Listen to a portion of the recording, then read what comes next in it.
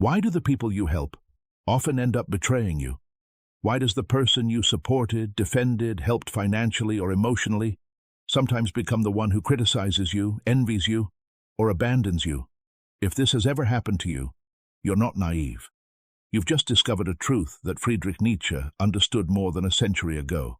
And this truth is uncomfortable. Today we're going to explore the psychology behind betrayal, gratitude, ego, and why helping can paradoxically destroy a relationship. Stay until the end, because the final lesson could change the way you help others forever. 1. The truth. No one wants to hear. Nietzsche asserted a disturbing idea. The one who receives a great help can lead someone to hate their benefactor. Why? Because receiving creates a debt, and debt wounds the ego. When you help someone in a significant way, financially, emotionally, professionally, you shift the invisible balance of power in the relationship. You become the one who can. They become the one who needs. And in the human mind, this creates a deep tension. 2. The invisible humiliation of helping. Helping someone is noble, but for the recipient it can unconsciously mean, I wasn't capable, I'm dependent, I'm inferior. Nietzsche often spoke of the will to power, this fundamental need to feel strong, autonomous, capable. When you help someone in a moment of weakness, you become a witness to this weakness, and some people can't stand that someone has seen their vulnerability. So what do? They reject the source of the discomfort. Sometimes they reject you. 3. Why gratitude turns into resentment. At first, the person is grateful, but over time, a subtle psychological mechanism kicks in. The more help, the heavier the emotional debt. And if the person can't repay fairly, they feel embarrassment, guilt, inferiority, then resentment.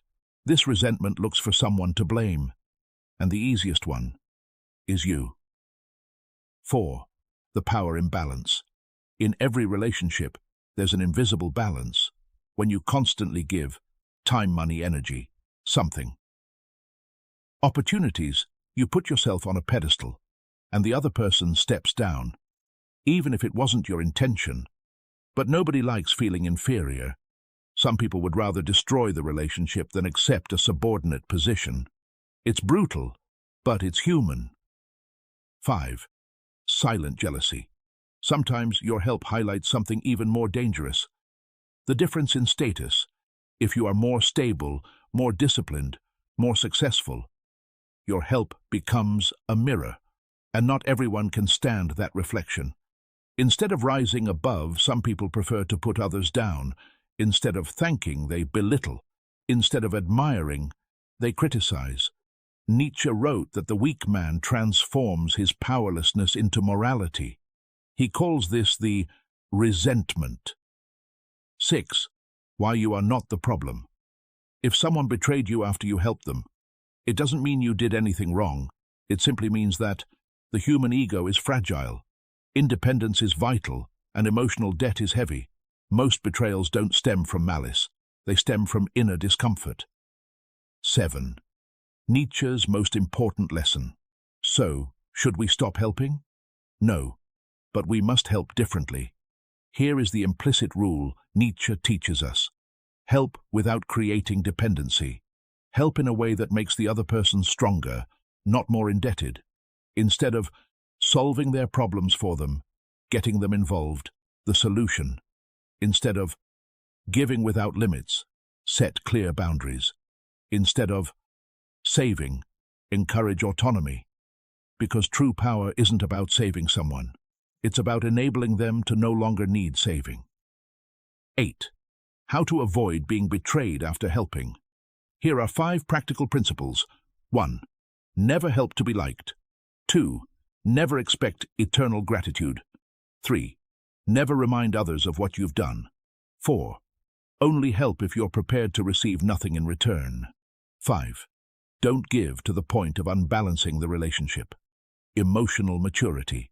It consists of giving freely and accepting that not everyone will be able to carry what you offer.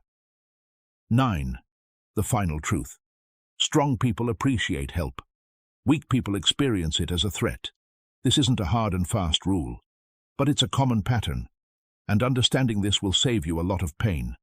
If this video resonated with you, it's probably because you've been in this situation before. The next time you help someone, remember, helping isn't saving. Loving isn't forgetting yourself. Giving isn't sacrificing yourself. And sometimes the greatest wisdom is letting others learn on their own. If you want more videos on human psychology, the philosophy of Friedrich Nietzsche, deep personal development, psychological manipulation, and invisible power dynamics, subscribe now, because understanding the human soul means taking back control of your life.